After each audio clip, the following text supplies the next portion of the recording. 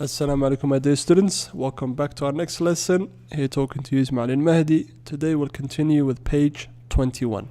Page 21. So as you know from page 20 waxaanu soo qaadanay contractions marka kelmadaha la isku soo darayo la gaabinayo. So we've done the present and now we'll do the past tense. Okay? So past tense when you're using the contractions waxa weeyaan the words I was, you were, he was, she was, it was, we were. Intaasoo dhan baa soo hosgelaysa in terms of the contractions. Now how they change is in this sentence. Saad ugu arkaysan. I was at the university last fall. Marka jaamacadan joogay. Fall marka waxa weeyaan is like the seasons of the weather waa deyr marka waxa weeyaan waa xilliga xagaaga ku xiga. Summer then comes maxaa la dhahaa autumn. Marka in America they say autumn, in British like say US they say fall. Marka fall waa xilliga September ilaa December laga gaarayo ayaa la dhahaa fall. Marka waa deyr. So I was then becomes as a negative I wasn't at the university last fall. Okay? I wasn't. Marka past tense ma inta badan waxa la raacaya negative.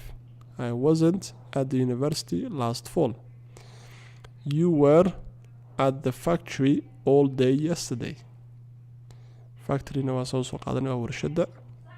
You weren't at the factory all day yesterday.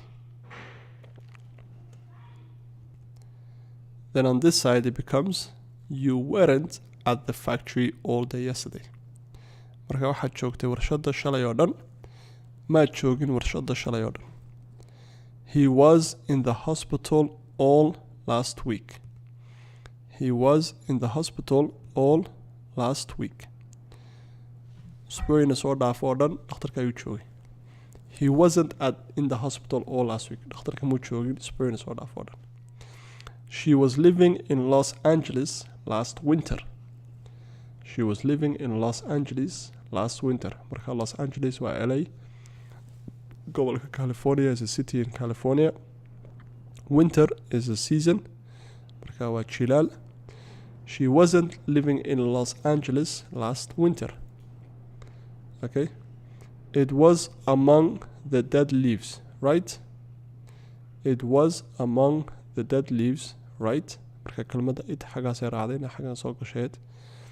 It wasn't among the dead leaves, right? Marka waxay ku dhex jirtay caleemihii dhintay. Marka leaves waa caleemaha, dead way dhinteen. Soo saas maaha, soo sax maaha weeyaan. It wasn't kumay dhex jiran ama may dhex oolin caleemihii dhintay, soo sax maaha. We were across the street a few days ago. We were across the street a few days ago. Wadada kasoo gudubkeeda ayaanu joognay dhowr maalmood ka hor. We weren't across the street a few days ago. Maan joogin wadada ka gudubkeeda dhowr maalmood ka hor. So this is the way they use in terms of changing you from past to past with contraction. We would add the word not. Negative ay soo galisa. So as you look at the table from the previous we had, halkani waa ka was not, were not, those were the past tense. Okay? So let's continue back again. So here we have some example conversation. So Mary and Diana. So I'll just read the conversation. Were you at John's apartment on Saturday? Yes, I was, but only for a short time. Was your brother there with his girlfriend? No, he wasn't. They weren't together on that day. Okay? So you remember this one, apostrophe S, waa lahaashadii, John's apartment. And also here we have girlfriend, waa inantu la sheekaysanayo. So you're asking the question. David and Muna. Was your sister at the film last night? Yes, she was. She was there with her new boyfriend. Was James at his doctor's office yesterday? No, he wasn't, because his broken arm is okay now. Okay, broken arm marka gacanta jaban bay gacantiisii jabneed marka his broken arm was past tense. Were your grandparents up in Alaska? Were your grandparents up in Alaska? Alaska waxa weyn gobol ku yaala Mareykanku ka tirsan yahay laakiinse Canada waqooyiga ka sii xiga waa meel aad qabow. Yes, they were. They were up there for 2 months last summer. Were your cousins down in Chile? No, they weren't. But next winter they'll be down there. Okay? Marka waxaad u fiirsanaysaa waxa weeyaan all of the apostrophes wasn't, xaggana waa wasn't iyo weren't. Okay? So this is what you're going to use. Marka Chile idana waxa weeyaan waa wadan ku yaala South America. The next one we have Yasin and Anne. Andrew Philip waa laba nin. Yasin and Anne waa gabadh. Yeah, wasn't our summer terrible last year? Yes, it was cold and wet all summer long.